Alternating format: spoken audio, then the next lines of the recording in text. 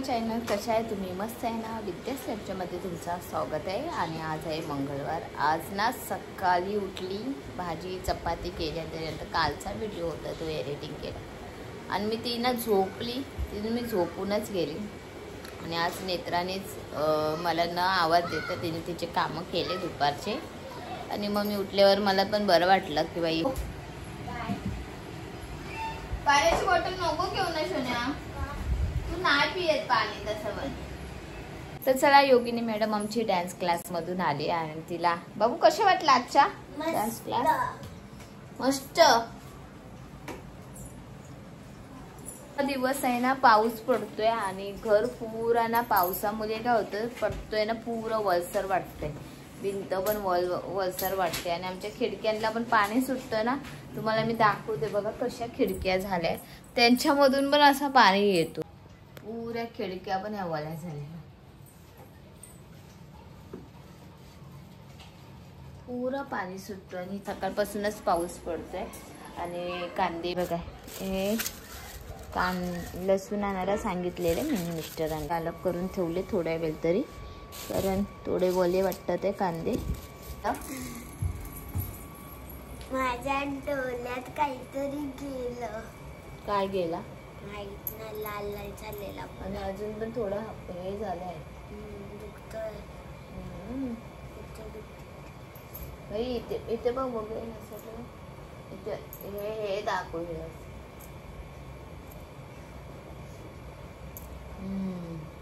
आज ना येताना ना ती पप्पांवर येत होती शाळेतनं सुटल्यावर, तर बाईकवर बसलेली होती. तर तिच्या डोळ्यात आहे ना काहीतरी गेलं. आणि गेल्यावर ना तिने काय बोलली काय बोलली तर ना हिने ना देवाचं नाव घेतलं. तर तिचे पप्पा येऊन सांगतात ही अशी बोलली. आज झालं ना, तर तिने ते अरे देवा परमेश्वरा अशी मोठ्याने बोलली. तर तिचा पप्पा एकदमच चाक पडला की अशी काय एवढ्या मोठ्याने बोलते, त्रास झाला ना. आणि हे दोघं चिडवतात. चिडून दे, आपल्याला काय, तुम्ही तर देवाचं नाव घेतला, चांगली गोष्ट आहे ना. तर चला, आज तुला काय पाहिजे? कारल्याची भाजी.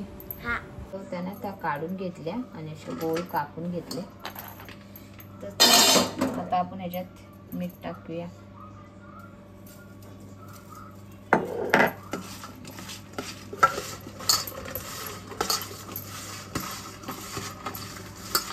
असं थोडं 10 मिनिटं मी झाकून ठेवते.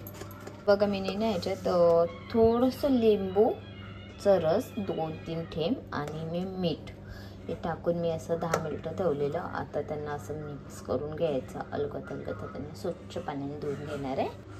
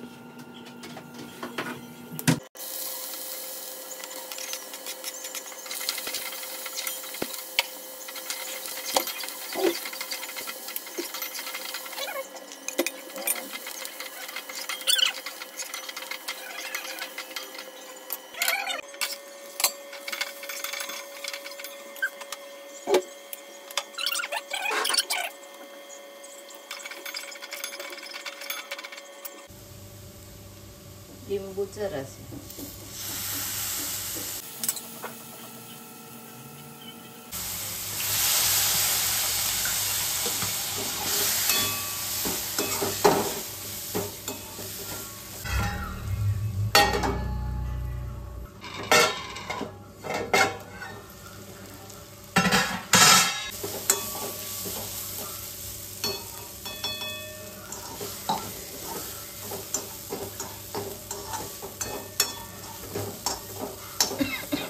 आमची इथे बनवली कारल्याची भाजी आणि मी घेते कारलाही दिसत नाही. हाय कारला हाय, जा चल निघ. तर योगिनी बाबू यशुनू तुला पण तुझ्या ताटात वाळते. माझ्या बाबू खाणार आणि मी खाणार आहे. चला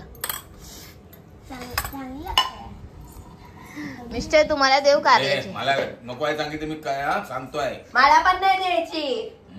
तुझ्या तुला देणार नाही देणार. मग तू सकाळी केलेली ती भाजी खा. हा. हे घे. आम्हाला काय हे आम्ही नाही काय ते आमच्या घरी शिरवड अगं करायची. मला सांगायचं ना बिद्या, मी बाहेरून जेवून आलो असतो आणि दोडका पोडका लोडका घेतो. नाही दोडका चांगली झाली नाही नको खाऊ.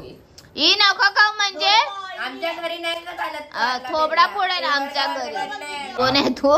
शिरवडकरांची चेडू. हा मग काय शिकवलं काय तुम्हाला खायला? Chicken mutton.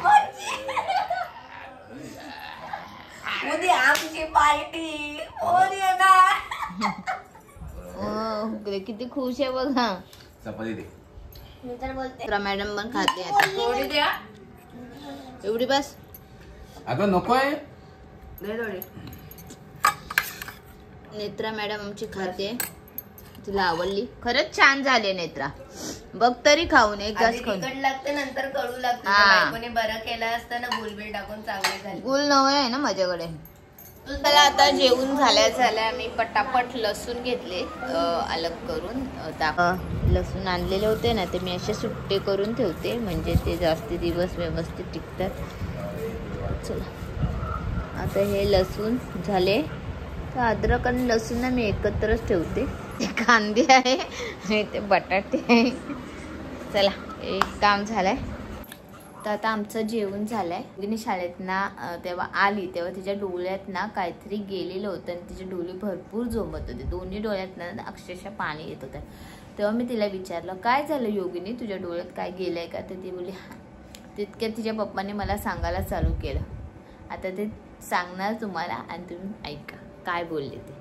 तेव्हा योगिनी तुमच्या बाईकवर बसलेली आणि तिच्या डोळ्यात काय गेलं तर काय केलं तिने? मी अशी गाडी चालवत होतो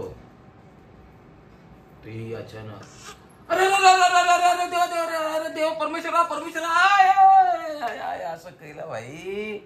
दोन माणसं बघतात अशी तरी सुद्धा चालूच होता रे बापरे. मुलं हिला अचानक भयानक काय झाला तो कात्री केला परमेश्वरा बाई. मग तिला पाणी बिनी मारलं सगळं काय केलं.